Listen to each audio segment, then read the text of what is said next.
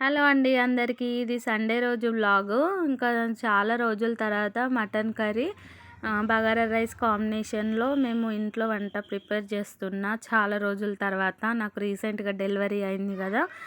ఇంకా బగారా రైస్‌కి నేను ప్రిపేర్ చేసుకున్న, కర్రీకి ప్రిపేర్ చేసుకున్న. ఇలా రెడీగా ఉంటే పిల్లలున్న వాళ్ళకి చాలా ఈజీగా అయిపోతది. మటన్ కడిగేసి పెట్టేసుకున్న, రైస్‌ది 2 గ్లాస్ కడిగి పక్కన పెట్టేసుకున్న. ఇంకా కొత్తిమీర, పుదీనా, కరివేపాకు, పచ్చిమిర్చి, ఆనియన్స్, టమాటాలు అన్నీ కట్ చేసి స్పైసెస్ కొన్ని తీసుకొని పక్కన పెట్టేసుకున్న. ఇంకా బగారా రైస్ ఫస్ట్ చేద్దామని మా పాప నిద్రపోయేలాగా ఉంది. ఇంకా పాపకి ఆకలేస్తది. బగారా రైస్ అంటే తనకు చాలా ఇష్టము. ఇంకా రైస్ అయితే తనకు పెట్టొచ్చని కొంచెం ఆయిల్, కొంచెం నెయ్యి వేసుకొని దాంట్లో తగినంత స్పైసెస్ వేసుకున్న. స్పైసెస్ ఎక్కువ తినొద్దు కదా ఈ టైంలో. ఇంకా నేను కొంచెమే తీసుకున్న. పచ్చిమిర్చి మధ్యలోకి చీల్చుకొని అలాగే వేసేసుకుంటా నేనైతే. ఇంకా అల్లం వెల్లుల్లి పేస్ట్ వేసుకొని, కొత్తిమీర, పుదీనా, కరివేపాకు ముందే వేసేసుకున్న. కొత్తిమీర, పుదీనా వేసుకుంటే టేస్ట్ చాలా బాగుంటుంది. బగారా రైస్లో పుదీనా ఎక్కువ టేస్ట్ తెస్తుంది. మీలో ఎవరైనా ఇలానే పుదీనా ఎక్కువ వేసుకునే వాళ్ళు ఉన్నారా? కామెంట్ చేయండి. ఇంకా పుదీనా వేసుకున్న తర్వాత బాగా ఫ్రై చేసుకోవాలి. పుదీనా ఫ్లేవర్ అనేది ఆయిల్లో ఫ్రై అయితే బగారా రైస్కి టేస్ట్ చాలా బాగుంటుంది. ఇంకా నేను కొంచెం సాల్ట్ వేసేసుకొని దాంట్లో 1కి 2 గ్లాసులు చొప్పున వాటర్ వేసేసుకొని నేను ముందుగానే ఒక చెంబులో తీసి పెట్టుకున్న నీళ్ళు. ఇంకా అవి డైరెక్ట్గా వేసేస్తున్నా. ఇంకా వేసుకొని రైస్ పక్కన ఇది ఎసరు పక్కన పెట్టేసుకుంటే మరుగుతుందని చెప్పి చిన్న స్టవ్ పైన ఇంకా పక్కన పెట్టేసుకొని ఇటు కర్రీ ప్రిపేర్ చేసుకోవాలనుకుంటున్నా. మీలో ఎవరైనా ఇట్లా టూ వంటలు ఒకేసారి చేసేవాళ్ళు ఉన్నారా?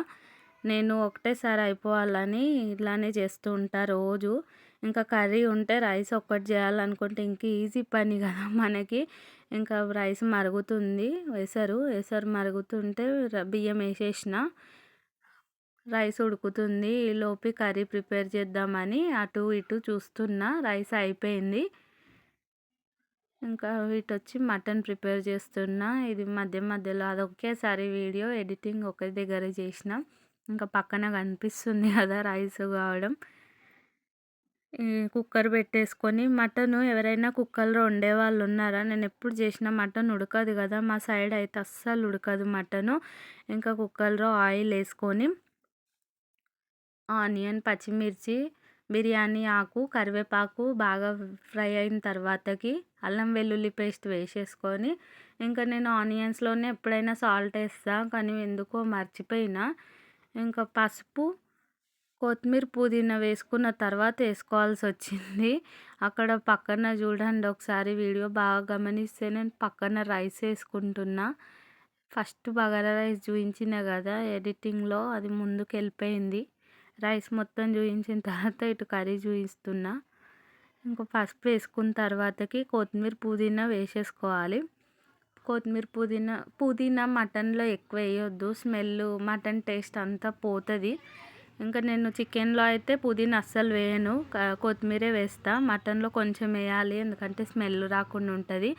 ఇంకా వాష్ చేసుకున్న మటన్ దాంట్లో వేసేసుకొని సాల్ట్ నేను ఆనియన్స్లలోనే వేస్తుండే ఎప్పుడైనా, కానీ ఏందో వీడియో తీస్తున్నా కదా మర్చిపోయిన అనుకుంటా. ఇంకా కొంచెం సేపు మూత పెట్టుకొని మగ్గిన తర్వాత తీసేసి సాల్ట్ వేసుకున్న. బాగా ఫ్రై కావాలి మటను. ఆయిల్లో బాగా ఫ్రై అయితేనే స్మెల్ రాకుండా ఇంకా టేస్ట్ చాలా బాగుంటుంది.